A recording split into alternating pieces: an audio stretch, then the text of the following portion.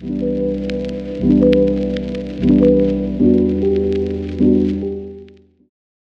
and welcome to another episode with Hackley Library's podcast, Everything Imaginable with Hackley Library. I'm Mallory Metzger. I'm the Community Engagement Coordinator here at Hackley Library, and we have... I'm Christina LeVay Rowland. I am the Outreach Programming Librarian here at the library. So today we are going to be talking about kind of a variety of different things. We're going to be talking about Hackley Library's digital resources that we offer. We're also going to be talking about library cards and how you can get a library card. And it's actually pretty simple, right? Yeah, that's true. But I have a question. Do you remember how old you were when you got your very first library card? Oh gosh, that is a good question. Mm-hmm. That's actually a great question for everyone to think about, and you can share in the comments too if I like you remember. how you threw that off of Yeah. yourself. You're like, Well, I don't remember, so nobody else gets away with it either. No, everyone has to answer. No, that's a great question. And actually, I don't remember specifically, but I remember being in elementary school. I do remember that. And I remember being really excited because you could pick out whatever things you wanted. And it was kind of that, even at that age, it's that feeling of accountability. Like, ooh, this is mine. I get to pick things out. I get to hand my library card to, the staff member. It feels very grown up. It does. You know, because you see your parents with their wallets and their cards and everything, and now you have a card. Yes, Yeah. exactly. Well, I mean, I remember in my, pretend purse and wallet, I used to have little, cards with animals, and I thought that was so exciting. That's cute. But then, getting your library card, it's actually a tangible thing that you can use. Yep. It's meaningful. It means something, even at that young of an age. I remember getting mine. It was blue. Nice. I don't know why that sticks out so much in my head, but I remember the librarian told me that I had to put my name on it. I had to write my name. Yeah. This was a big deal. Yeah. So I wrote my name the best I've ever written it. Aww. And I have 2 eyes in my name, so instead of just dotting them, I did circles. Okay, You I was know? going to ask if you did hearts. No, I didn't But do okay, hearts. circles. This is still professional. Yeah, now. that's true. Very professional. Yes, absolutely. Yeah, but it felt like a big deal, and I kind of wish I still had that card. Yeah. I'm a big, saver of things that are meaningful to me. So it's possible I have mine somewhere in a keepsake box because I keep almost everything. That would be so cute. Yeah. But even just, the memory of it is really cool. Yeah. But, it's true that kids as young as 2 years old here at Hackley Library can get a library card. That's true. Mm-hmm. They can. It just depends on if you as the guardian want to take ownership of whatever they do to those materials. Yep. No, and that's a good point. For anyone who is under 18 years old, they do have to have a parent or guardian co-signer to get a full-fledged card. But it's free and it's easy. And just kind of speaking of those that are 18 and older, if you're an adult, same. All you need to do is bring in your valid state ID or driver's license that has your most current address. And if you do that, we can get you a card. It's easy as that. Yep, it's very easy. And with that, what we call a full-use library card, you have access to all of our print materials, access to all of our audiovisual materials. So we have DVDs, we have CDs. We still have CDs, you guys. They're still cool. They're still still very cool. cool. I love them. As long as you have something to listen to them on. Yeah. We've actually had a few people who've come in and asked us how they would listen to it because their car doesn't have a CD player anymore. That's which wild. is kind of wild to me. We also have an entire library of things now. Yep. So, you can get a metal detector, you can get a stud finder, you can get games. We have all kinds of really cool stuff. And with your full-use library card and a library of things agreement, you'll have to have one of those filled out also. You can check out all that stuff, which is really cool. Yeah, and that's what's nice. A library card offers so many more things than just books. And we love books, but that's important to remember is that the library has adapted throughout the years to offer a variety of things that can be enjoyable and useful to people in their community. We're leveling up. Exactly. Yeah. Yes. So I know I called that a full-use library card, and you might be wondering, what other library cards do we have? We have something called a limited-use library card, and that would be for anyone who might be in between addresses. So say you moved from one service area and now you are in our service area and you went and you did the DMV stuff and you got everything ready to go, but you didn't quite get your address changed on your ID yet. We can give you a limited use card, which will allow you to check out 3 items at a time.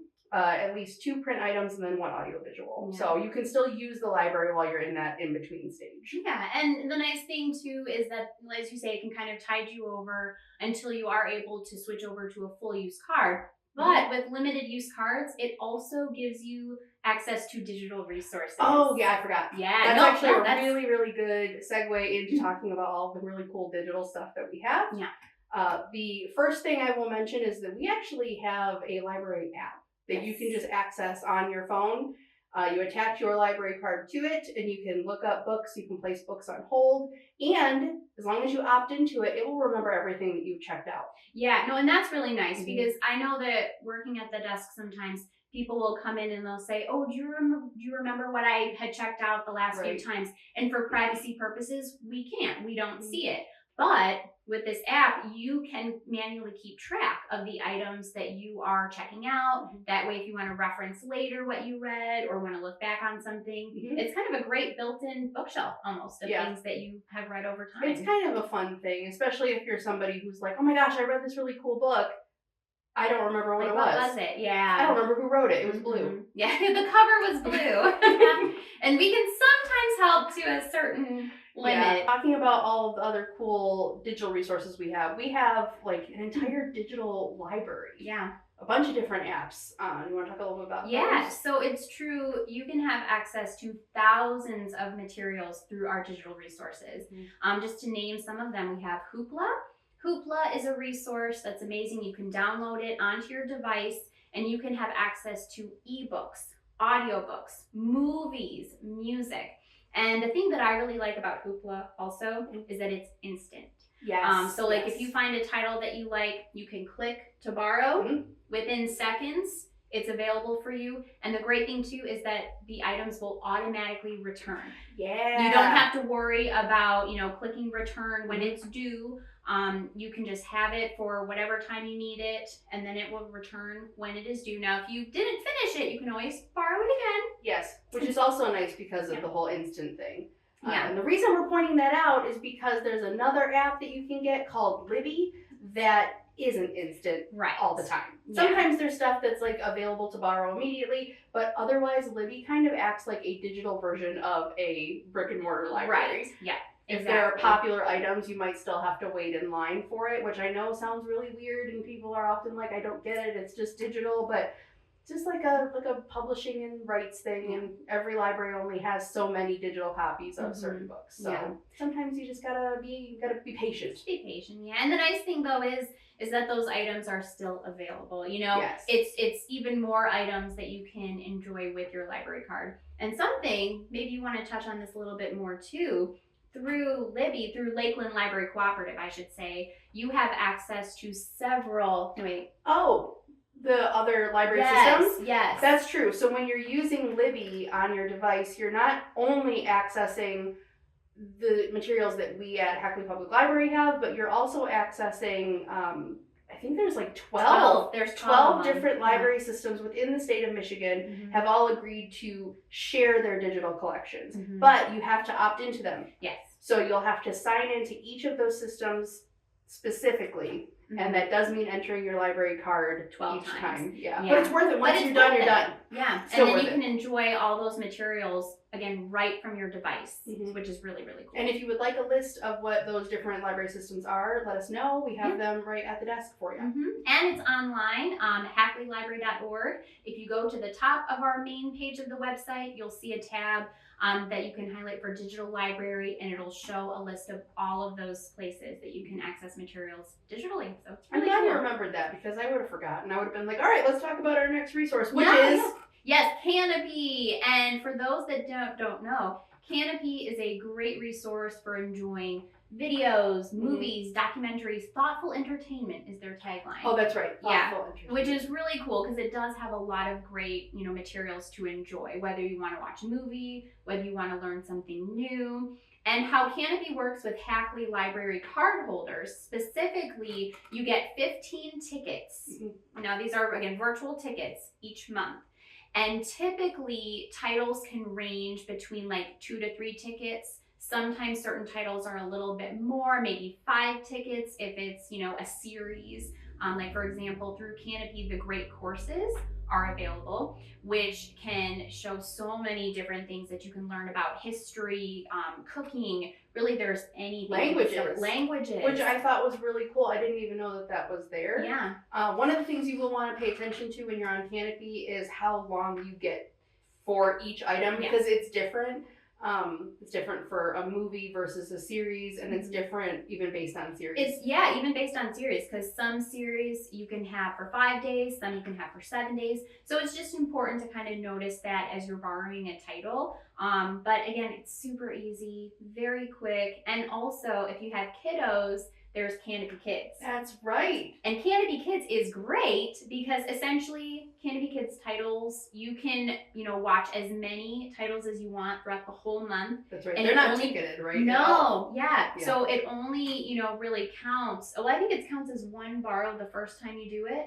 And then the rest, you can watch whatever you want. And it's great because these can be entertaining and also educational for the kids. Yeah, which is really cool. Or you, yeah. You can watch them too. I'm not going to shame anybody for watching kids. They're for all ages, really. I mean, I love some good, child shows. Cartoons, man. Yeah. Kind of switching gears off of movies and music and stuff like that, we also offer digital resources called Heritage Hub and also the Muskegon Chronicle Collection. So this is sort of more if you want to look up maybe local history type things. Yeah, and ancestry, information about your ancestry. It's a really great resource that you can utilize when trying to look up information about your family history or things that might have happened. And so it's great because that can be a really daunting process. And so having those resources available to you that you can look through and also, ask for staff help as well if you don't have any questions. But it's nice. It's good to be able to have these resources online that you can access really at any time. We have the library edition of Ancestry.com. Yes. But that can only be accessed within the library's parameters. Right? Correct. They have to be on the grounds for that. Correct. And also, with a normal Ancestry.com account, you can save what you find as well. You can have your own account and save things. You can't do that with the Ancestry Library Edition. Makes sense. But you can take your own notes. You can write down your notes. You can take notes on your phone. So anything that you find through that resource, you can save in your own way. And it's still an amazing resource to utilize. That is pretty cool. It's nice to have access to all of that without having to subscribe to something, which is the same to be said for all of these digital resources. I don't know about you, but I have too many streaming services. Oh, yes. Myself. Yep. And that's because I wanted to watch football. And you have to subscribe. I know. You have to have certain things, if you're watching a certain show, it's with this streaming services. If you're watching this, it's with this one. Yeah. That's the great thing about having these resources available to you for free using your library card. Exactly. And then you don't have to worry about canceling your subscription, which I have to do. But another thing to mention is that we do have the Muskegon Chronicle collection online that you can access. So you can see past editions and articles from the Muskegon Chronicle for several years back. I mean, that's all things that you can do online, which is really great and very user-friendly for anywhere that you're at. And I feel like not a lot of people know that we have those resources. Yeah, that's true. So we want to make sure to get the word out about it, and that's one of the reasons why we're talking about it today. But also share this information with people that you know as well, because word of mouth is huge, so key. Spread the word. Yes. So again, just to keep in mind, this is a lot of information being thrown at you, so you can always come in to see us, or you can also go to our website, hackleylibrary.org. Like I said earlier, make sure you go to the top. There's a tab that says Books and More. If you hover over that, click Digital Library, and you'll see all of these resources that we were talking about. You can find helpful video tutorials on how to work some of these apps. We also have QR codes that you can scan to download the library app if you haven't already. So definitely check that page out on our website and always ask questions if you have any at all. Thanks again for tuning in. We're really happy to have you. If you have any suggestions for future episodes, let us know in the comments. Otherwise, we'll see you at the library. See you at the library soon.